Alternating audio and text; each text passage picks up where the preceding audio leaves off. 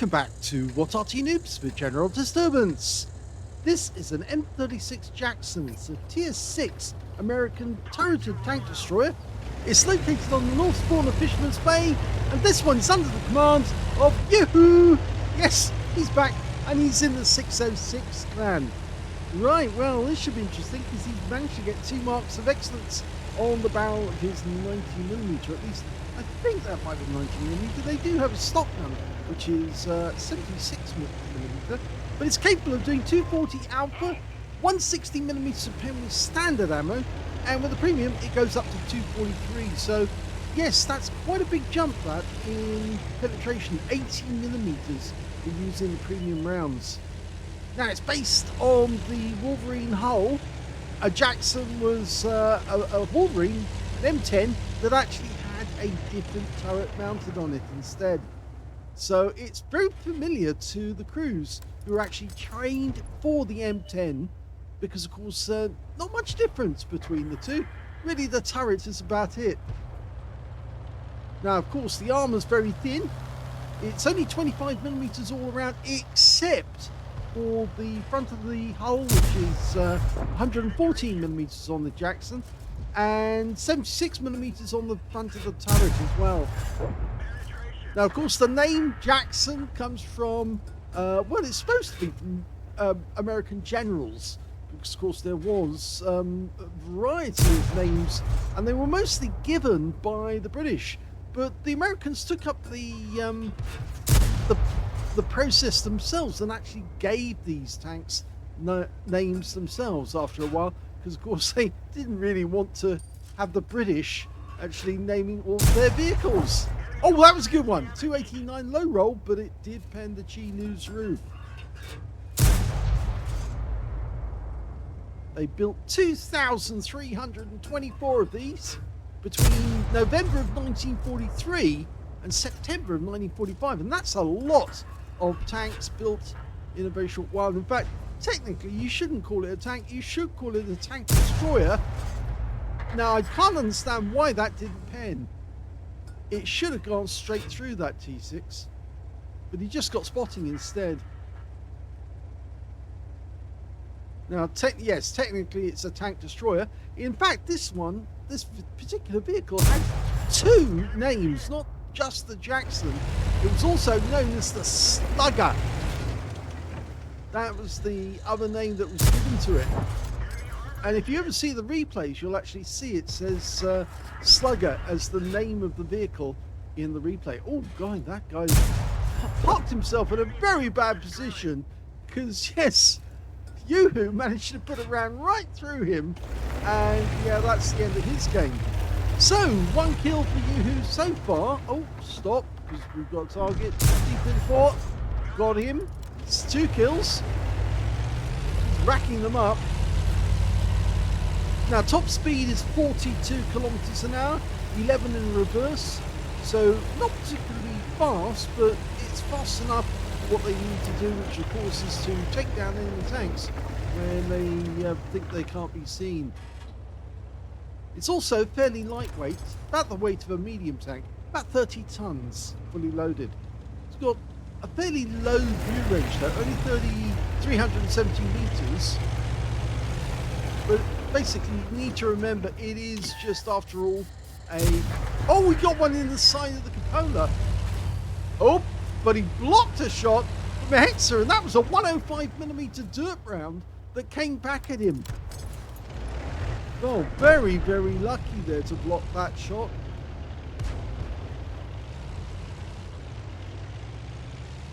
Now, there is a 105mm main gun that you can actually use in the game, but apparently that is a fake gun because it never mounted the 105, only mounted up the 90mm or the 76.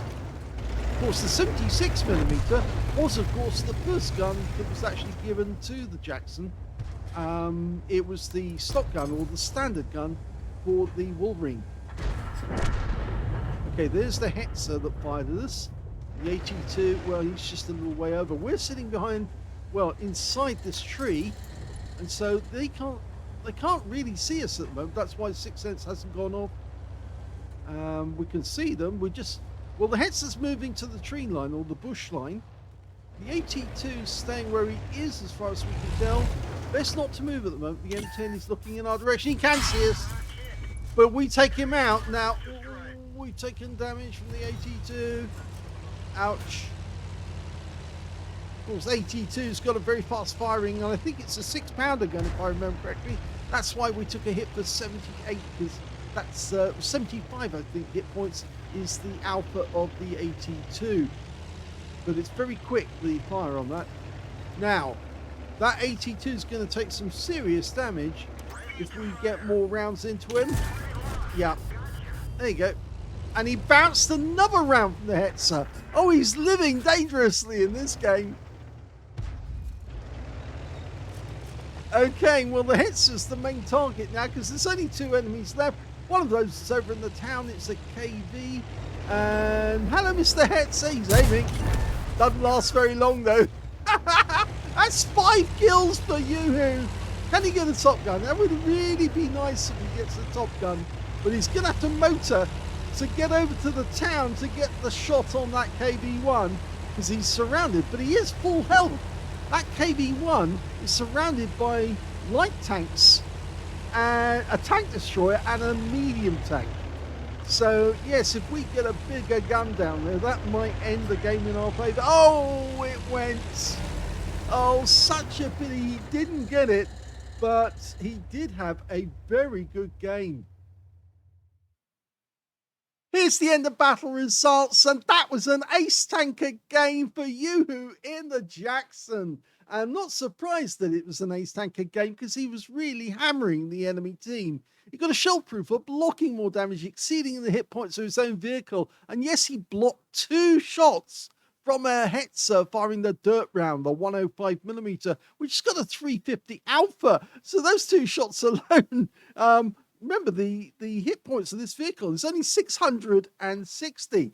So those 2 shots alone were 700 hit points. That's what gave him the shell proof in this game. He got a spotter for spotting at least 1,000 hit points of damage, a fighter badge for getting at least 4 kills. He ended up with 5, which is just 1 short of getting that top gun, and 1/3 of the enemy team, which means he actually had a major impact on the battle. He got a duelist for taking down 2 tanks who damaged him, a fire effect for doing more damage than the hit points of his own vehicle, a bruiser medal for getting at least 5 critical hits. He got 7.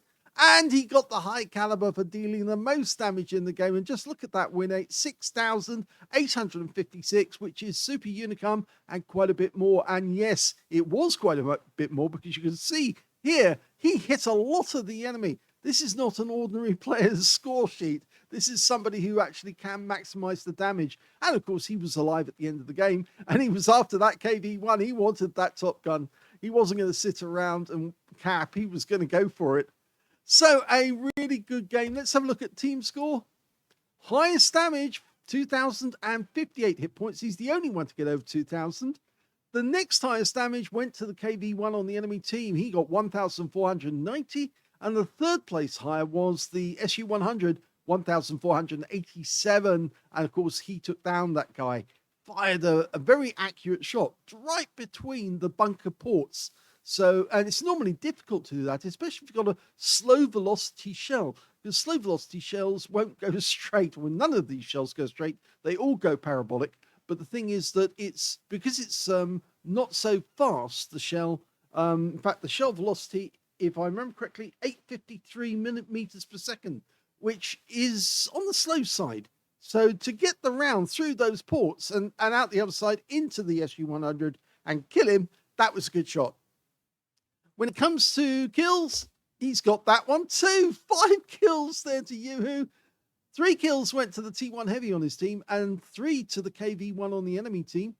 And 2 kills went to the Panzer IV Ausführung H on his own team and the Matilda. And the Matilda got a Leather Slayer's medal there, but then he was tier 4 in tier 6 game. So he was fighting above his weight. In fact, he was the one, I think, who got the kill or got the drop on the KV-1. Let's have a look. It says Pan Lutz. Yes, it was him. He took out a tier 6 with a tier 4 medium. But then he does have the penetration to do that because, of course, he's got the 40mm 2-pounder gun, which has got incredible penetration. 2 kills on the other side went to the SU-100 and the Hetzer. So he was dangerous. It's just he didn't get the shells in the right place. And yes, I think YouWho was incredibly lucky that those shells bounced. Incredibly lucky.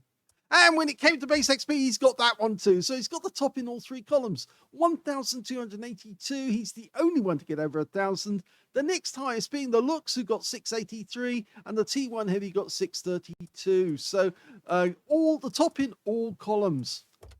16 shots fired, 11 direct hits, 11 penetrations. So yeah, sure, 5 shells went astray, but every other shell, yeah, I need new teeth. Every shell that hit the target, it went through. 2,058 hit points of damage, of which 1,367 were up more than 300 meters. Well, it is a tank destroyer. It's a long-range killer. 5 hits received from the enemy, 2 penetrations, 3 non-penetrations, and we know which ones they were. And, of course, he got 775 hit points of damage blocked by armor. One of the shots that was blocked was from the AT-2, the other 2 from the Hetzer. 5 enemy vehicles spotted, 7 enemy vehicles damaged, 5 killed, 1,244 hit points of spotting assist.